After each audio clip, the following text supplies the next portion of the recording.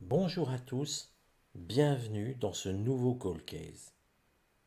Aujourd'hui, il est consacré à la demande de Chantal à l'affaire Jean-Louis Turquin.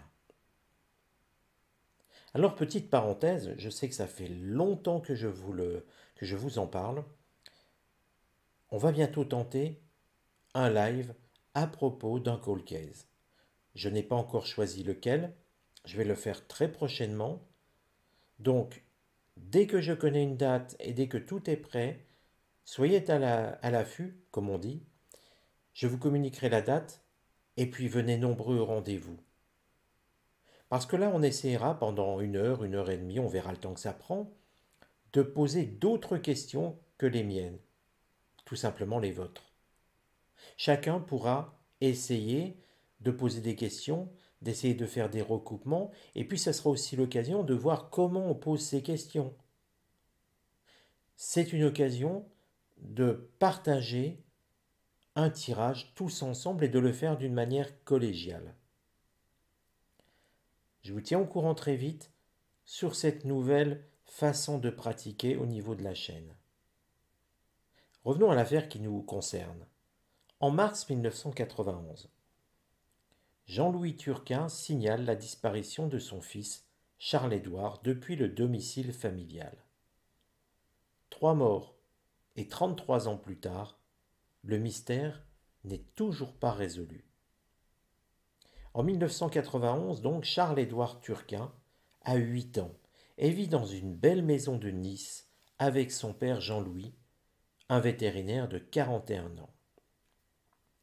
Le matin du 21 mars, le quadragénaire téléphone au commissariat central pour signaler la disparition du petit garçon, qu'il ne trouve nulle part dans sa grande demeure.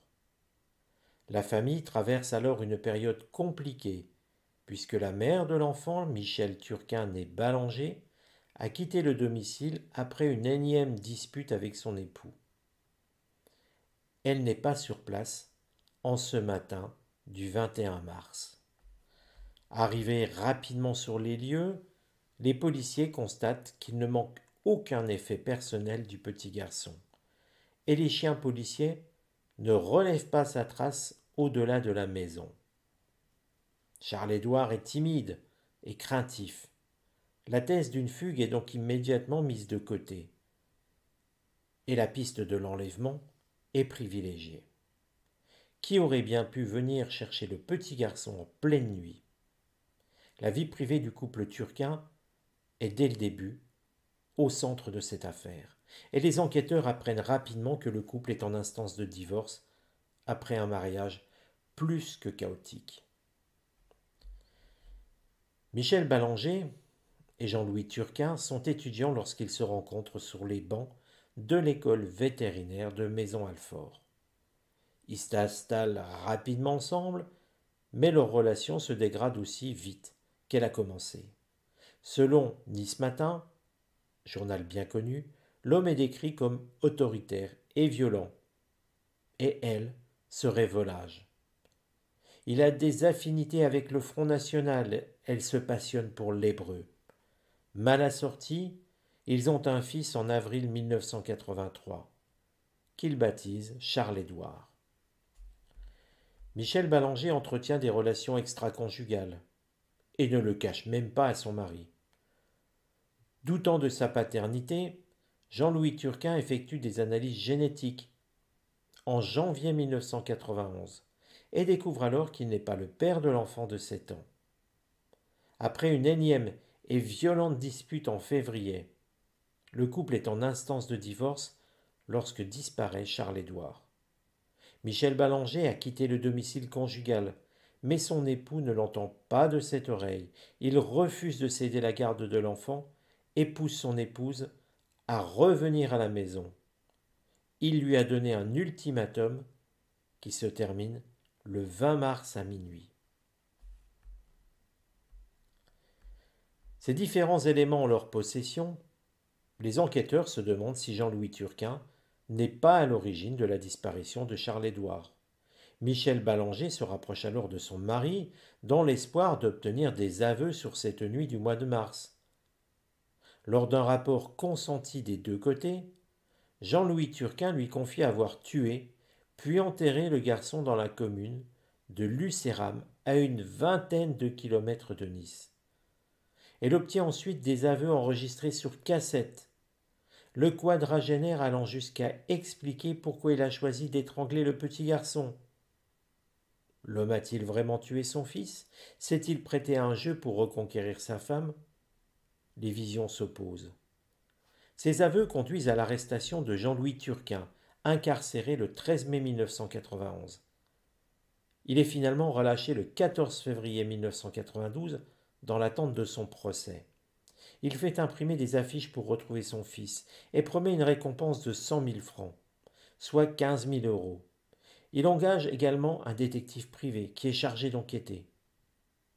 En Israël. En effet, le père biologique de Charles-Édouard est un quinquagénaire et ancien danseur d'opéra, Moïse Ber Eldenstein, américain de religion juive, qui a été l'amant de Michel Turquin 2 ans avant la naissance de l'enfant. Jean-Louis Turquin pense alors que le garçon est caché en Israël par sa mère, mais rien ne le prouve. Un an plus tard, le 24 décembre 1993, Moïse Ber Eldenstein est retrouvé noyé près du vieux port de Nice, des cuissardes de pêche à la ligne au pied. Interrogé par Nice Matin, encore une fois, en 2017, l'avocat du vétérinaire, maître Jacques Perrat, le décrit ainsi. C'est un indigent qui pêchait sur le quai de Robacapeux et qui a été happé par une vague lors d'une tempête. La piste d'Israël est remontée par les enquêteurs pendant de nombreuses années, sans jamais rien donner. En France, le procès de Jean-Louis Turquin se tient finalement en 1997, et 6 ans exactement après la disparition de son fils, le vétérinaire est condamné à 20 ans de réclusion par la cour d'assises des Alpes-Maritimes. Commence alors une nouvelle vie et surtout une rencontre inattendue en prison. Jean-Louis Turquin purge sa peine à Fresnes, où il entretient une correspondance avec une professeure de fitness nommée Nadine. Il l'épouse dans les années 2000 et obtient sa liberté conditionnelle en juillet 2006. Redevenu vétérinaire, Jean-Louis Turquin s'installe à Arles et affirme continuer à chercher son fils. En 2010, il part s'installer sur l'île de Saint-Martin avec son épouse, où il est assassiné en janvier 2017. Aucune trace d'effraction n'est relevée dans la maison, et on a tiré dans le dos du vétérinaire. Soupçonnée, Nadine Turquin, la nouvelle épouse, a bénéficié d'un non-lieu au printemps suivant. On ne sait pas qui s'en est pris à l'ancien détenu. La veuve du vétérinaire attaque le procureur qui l'avait présenté comme coupable. La veuve de Jean-Louis Turquin a toujours protesté de son innocence, en axant sa défense sur 2 points. Un alibi solide, sa présence à une soirée d'anniversaire en compagnie de plusieurs amis le soir des faits, et des expertises qui n'excluaient pas une contamination de ses mains après avoir manipulé le corps de son mari. La procédure intentée par Nadine Turquin et son avocat, maître Olivier Maurice, porte sur les propos tenus par Xavier Bonhomme lors de sa conférence de presse. Dès la première expertise, l'expert indique que la présence des résidus de tir peut résulter d'une contamination ou d'un transfert. Or, le procureur n'a jamais fait état de cette hypothèse dans sa communication. Il n'a pas fait preuve de la prudence nécessaire et ne peut donc pas arguer de sa bonne foi, plaide maître Maurice. Xavier Bonhomme a finalement été absous par ses pairs, conformément aux réquisitions du parquet. Dans son jugement rendu le 2 février 2023, le tribunal a prononcé sa relaxe, après avoir notamment constaté qu'il était impossible de connaître avec précision la teneur de ses déclarations et par là même de se prononcer sur une quelconque diffamation. Lors de ces débats, Même s'il avait admis une maladresse, ce Xavier Bonhomme avait argué de sa bonne foi. Ce procès a trouvé sa source dans une affaire criminelle retentissante. Plus de 30 ans après la disparition de Charles-Édouard Turquin, on ne sait toujours pas ce qui est arrivé au petit garçon de 7 ans, malgré plusieurs pistes. Son corps n'a jamais été retrouvé, mais il n'a pas été déclaré officiellement mort. Michel Ballanger n'a jamais saisi la justice pour que soit reconnu le décès de son fils. Pour Jean-Louis Turquin, c'est la preuve que son fils n'est pas mort. Pour son avocat, interrogé par Nice Matin une fois de plus, si Charles-Édouard avait été déclaré mort par sa mère, c'est parce ou plutôt, si Charles-Édouard n'a pas été déclaré mort par sa mère, c'est parce qu'elle savait pertinemment qu'il était en vie. Reconnu coupable par la justice, le vétérinaire Turquin a-t-il tué son fils? Sans corps, sans preuve, cette question n'aura sans doute jamais de réponse officielle. Mais qui a tué le père biologique? Y a-t-il un lien? Et enfin, qui a tué Jean-Louis Turquin? Il y a quand même beaucoup d'interrogations autour de ce dossier. Alors, on va essayer de s'interroger pour savoir où se trouve l'enfant, mort ou vivant, peu importe, mais où il se trouve. Que s'est-il passé? A-t-il été tué? A-t-il été kidnappé? Et pour le père biologique, que s'est-il passé? Et pour Jean-Louis Turquin, que s'est-il passé? Est-ce que Nadine Turquin, la nouvelle épouse, est coupable? A-t-elle un lien avec cette affaire? Il y a quand même beaucoup d'éléments très curieux dans cette affaire. C'est ce que nous allons essayer de démêler avec les cartes, avec l'oracle de Béline.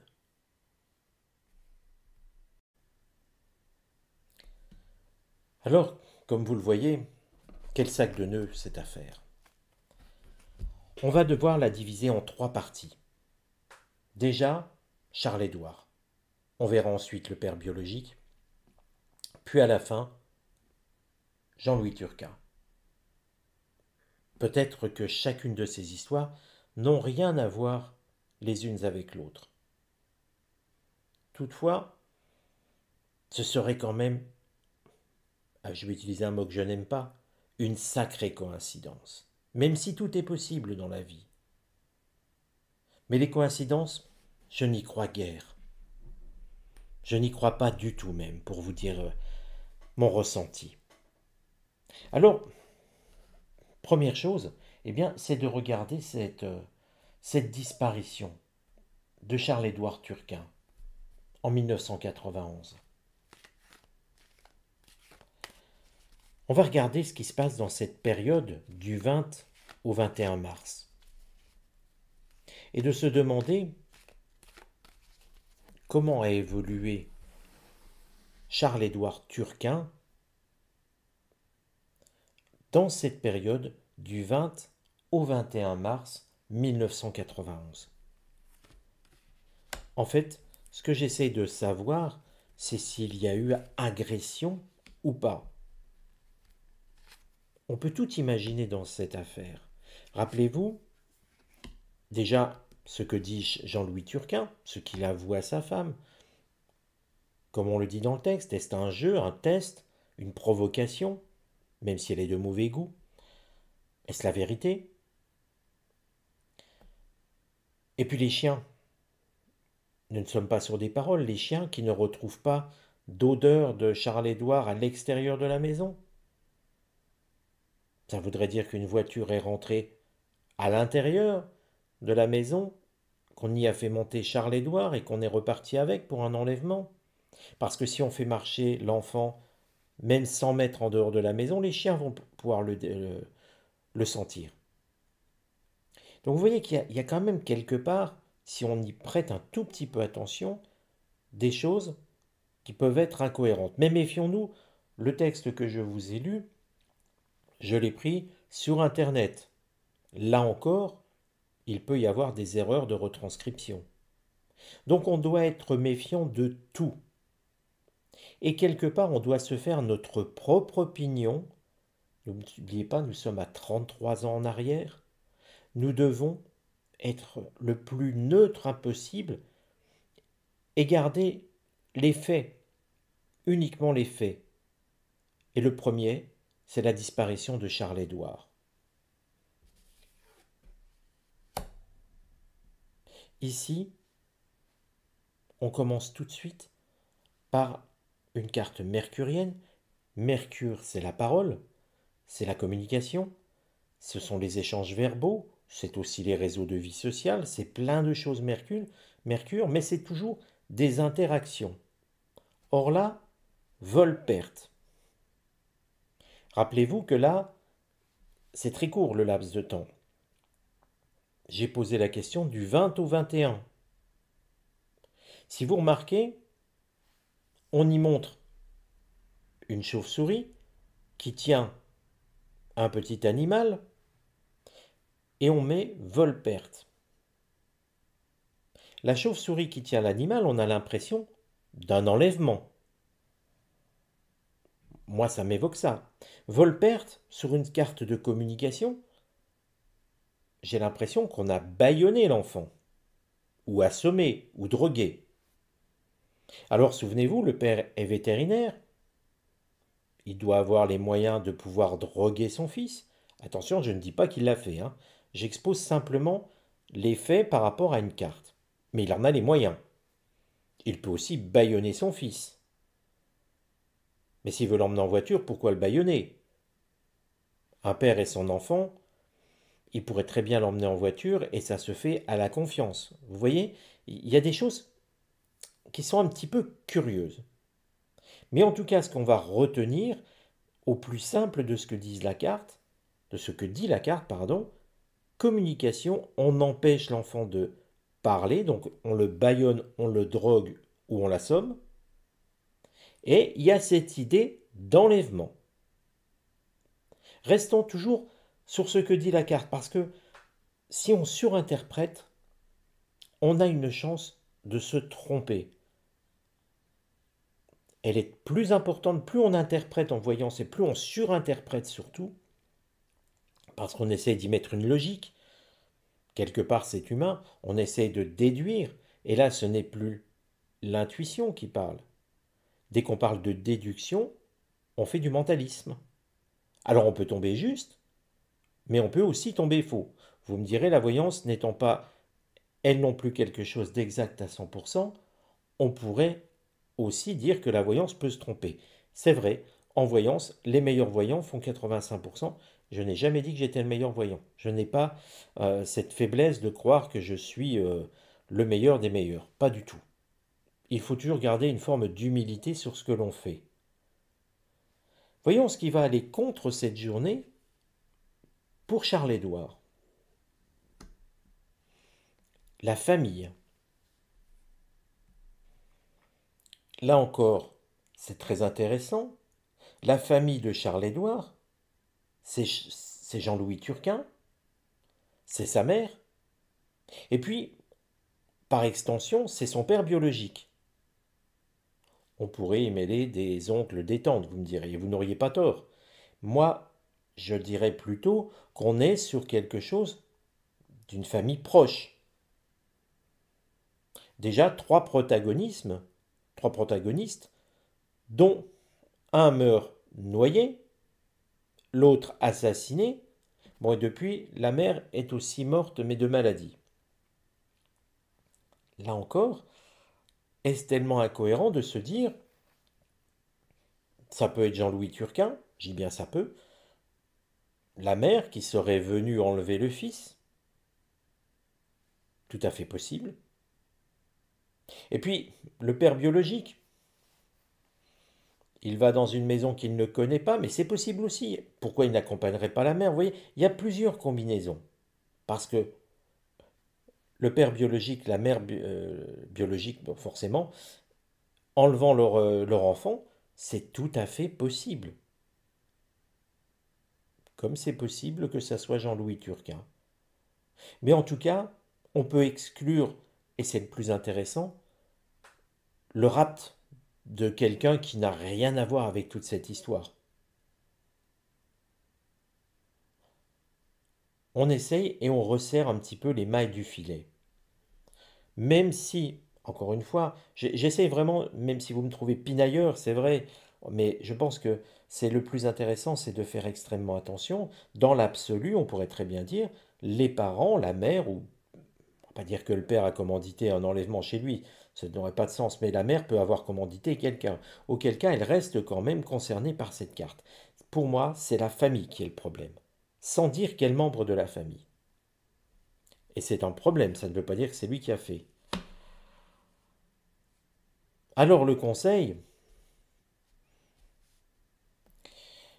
pour Charles-Édouard, c'est de finir par disparaître. Attention, l'oracle ne lui conseille pas de se suicider au petit garçon. Regardez, nous avons une carte saturnienne. Saturne, c'est toujours un temps long. Et on a l'impression que l'oracle lui dit, un jour ou l'autre, il faudra quitter cette famille, j'allais dire de fous. Non, on va peut-être pas exagérer non plus, mais cette famille a problème. Ce qui montre quand même que les relations au sein de la famille ne sont pas claires. Un père qui apprend qui n'est pas le sien, une mère volage, qui cache des choses, le père, on va le dire adoptif, Jean-Louis Turquin, même s'il n'est pas le père adoptif, euh, qui est soi-disant violent, et un père biologique, qui est absent, qui vit en Israël et qui finit par revenir et se noyer. On sent quand même, je crois, l'idée d'un polar à la sauce Maigret. Comment elle évolue cette situation?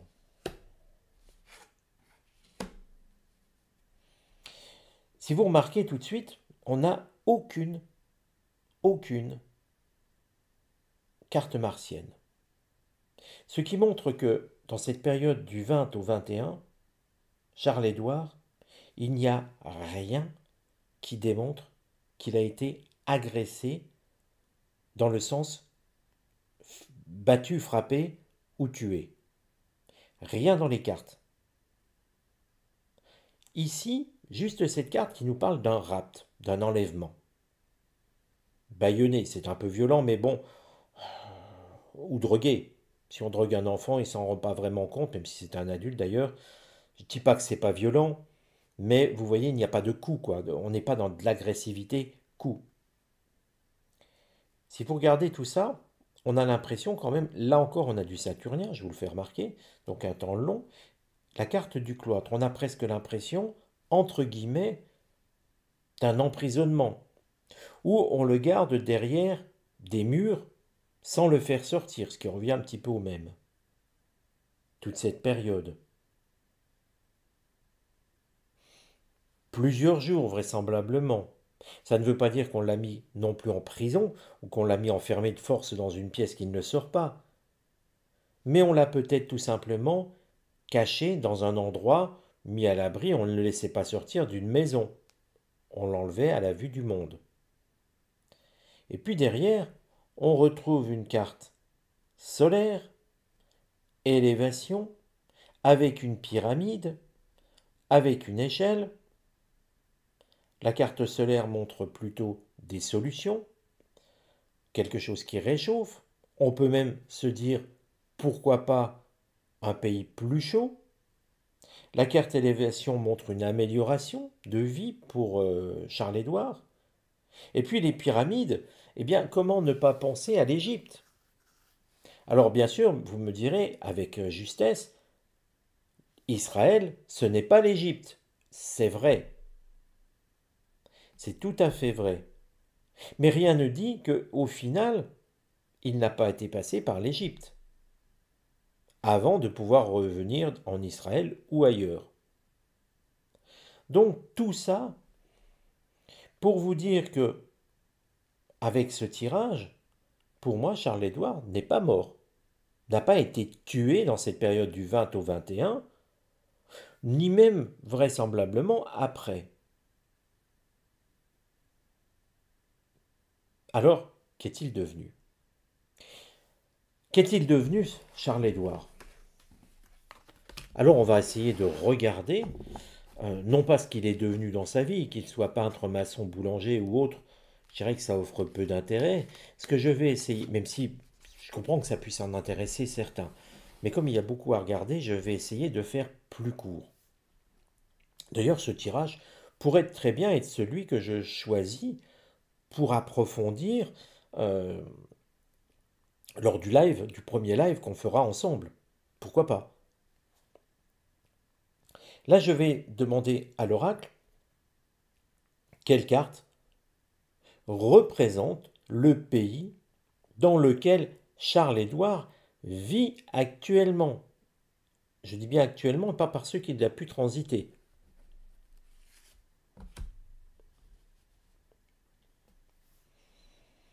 Nous avons une carte saturnienne, ce qui aurait tendance à dire qu'il va y finir ses jours, ou qu'il y a fini ses jours, sachant que je crois qu'il aurait une quarantaine d'années actuellement.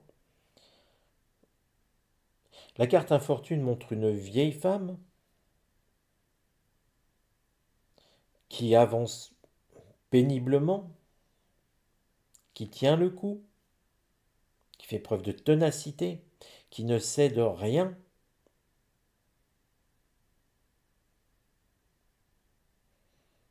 Dans quel état est ce pays actuellement?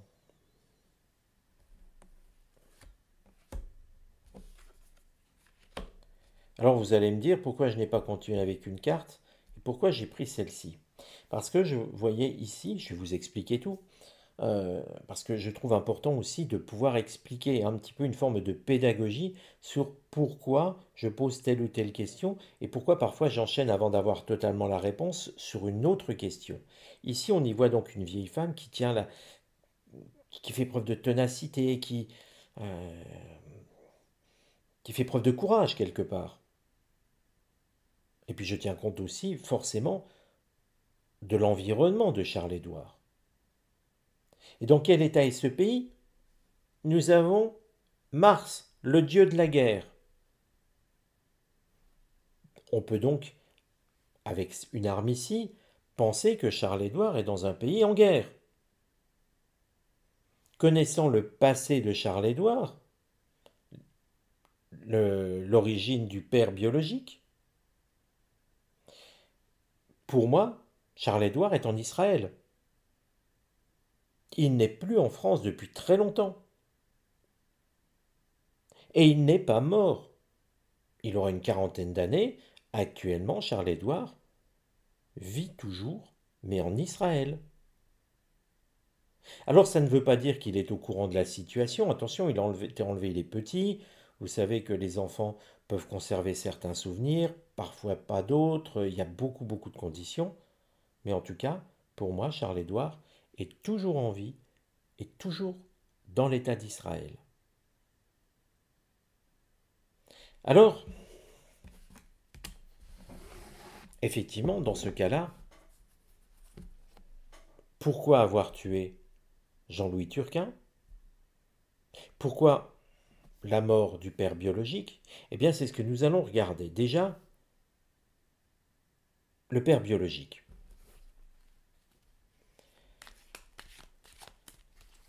Alors, on va essayer de comprendre un peu tout ça. Bien sûr que ça peut être un accident, bien sûr. Mais quand même, 3 morts autour d'une affaire. Si vous voulez, à un moment, je me dis, on ne peut pas avoir autant de coïncidences. Et parfois, dans les affaires criminelles, plus c'est gros, plus ça passe. La question que j'ai envie de poser à l'oracle va être celle-ci. Comment a évolué Moïse Bereldenstein dans ses derniers jours, juste avant et pendant le 24 décembre 1993, date à laquelle on le retrouve noyé? En fait, j'ai envie de savoir si c'est un accident ou si c'est une agression. La seule chose, c'est qu'on est sûr qu'il n'est pas mort de maladie. Nous avons la carte de la renommée de la gloire. Une carte jupitérienne. Jupiter nous indique quelque chose qui dure, qui était dans l'expansion, donc qui était d'une forme de continuité. Et puis on a l'impression qu'il est venu parce qu'il avait réussi quelque chose. Pour parler de quelque chose. Était-ce qu'il était venu par provocation? On pourrait presque se dire qu'il était venu pour parler d'un fait qu'il avait réussi. Ce qui va aller contre son séjour finalement.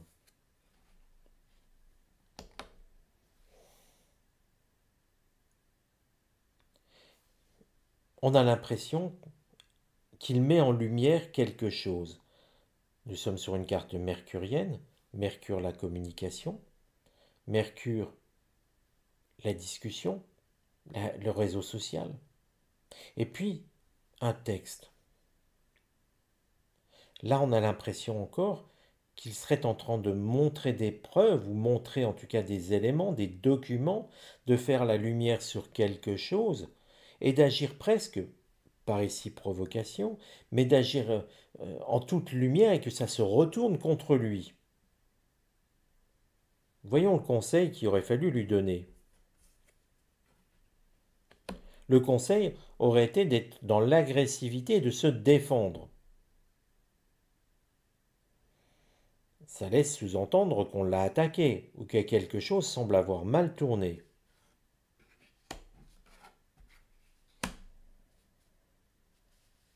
Deux cartes saturniennes ensuite.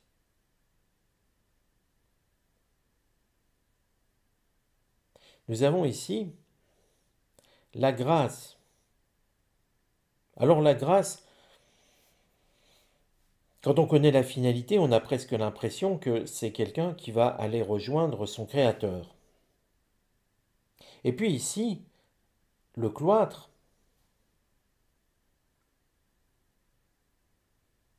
me semble pas démontrer quelqu'un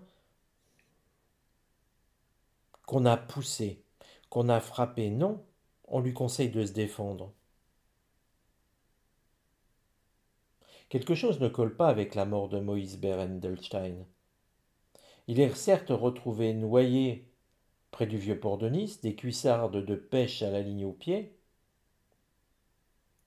Bon, moi qui vis dans l'est de la France, je vous dirais, j'aurais pas idée d'aller mettre des cuissardes et d'aller dans l'eau au mois de décembre, hein. Pas tellement le temps qui s'y prête. À Nice peut-être, je ne sais pas. Mais on a l'impression honnêtement d'une mise en scène. On a l'impression que quand je regarde l'ensemble du tirage, vraiment quand je vois le tirage, j'ai l'impression que ce Moïse, on l'a un petit peu gardé, euh, comme s'il était venu faire une rencontre, venir donner des nouvelles, et presque par provocation, il a montré des choses qu'il n'aurait pas dû montrer, et qu'il ne s'est pas méfié, et qu'au résultat, il a été aussi détenu. Et qu'à partir de là, on l'a fait disparaître ensuite. On pourrait maintenant regarder, et on va essayer de regarder ça, c'est que finalement, que s'est-il passé pour Jean-Louis Turquin? Parce que si ce n'est pas Nadine Turquin, sa dernière épouse, qui a fait le coup et pourquoi? Alors là, on va faire autrement.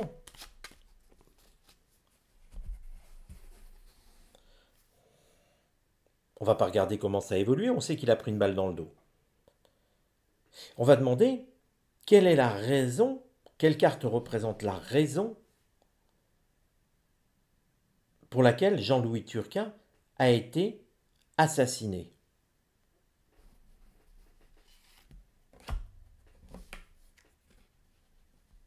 Nous sommes sur la carte héritage. Alors héritage, ça ne veut pas dire qu'il a eu un héritage de ses parents. Ça n'a strictement rien à voir. Héritage, c'est toujours l'idée pour quelque chose du passé. Héritage, c'est l'idée qu'il est mort, qu'on l'a tué pour quelque chose qu'il a commis auparavant.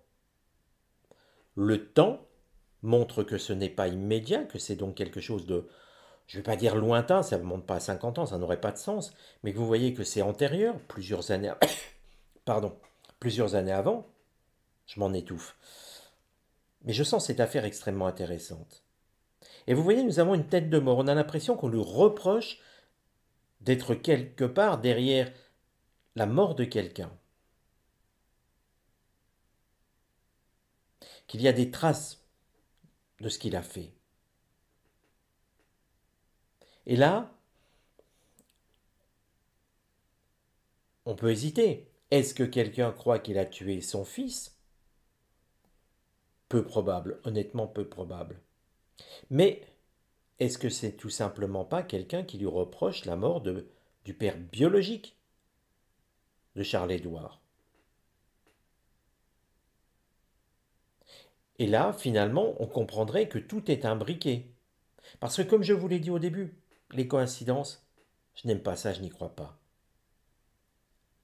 3 morts sur une même affaire, bien sûr, rien ne dit qu'elles sont liées encore une fois, mais quand même.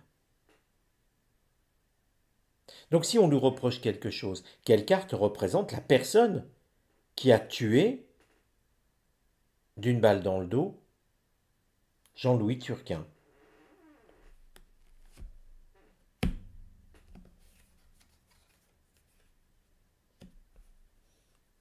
Alors, c'est curieux parce que, vous voyez, on a l'impression que c'est la faucheuse qui est venue. Bien sûr, on a l'impression que, oui, quelqu'un, en tout cas, c'est quelqu'un qui est venu pour en finir avec lui, avec bien l'idée de le tuer.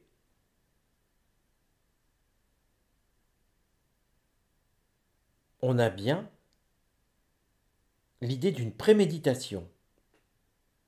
Donc ça représente, oui, la personne. Alors, on va demander autrement pour essayer de comprendre quel lien cette personne qui est venue tuer Jean-Louis Turquin a-t-elle avec le dit Jean-Louis Turquin?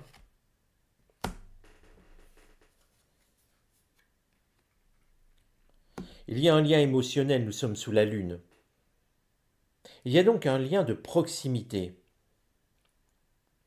L'eau, c'est quelqu'un, l'eau, c'est une forme d'incertitude. C'est pas les vacances, hein. Ne tombez pas dans le piège avec le Béline, cette carte ne représente absolument pas des voyages au bord de la mer. Il y a de l'eau, il y a de l'incertitude, il y a des émotions. L'incertitude, si on se rappelle, c'était le lien entre lui et son fils, entre lui et Charles-Édouard. Quel lien y a-t-il entre Charles-Édouard Turquin, ou plutôt Charles-Édouard,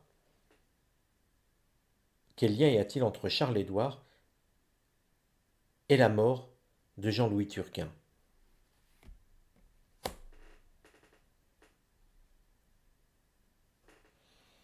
On y sent beaucoup d'agressivité, méchanceté. Il y a une vraie rancœur de Charles-Édouard.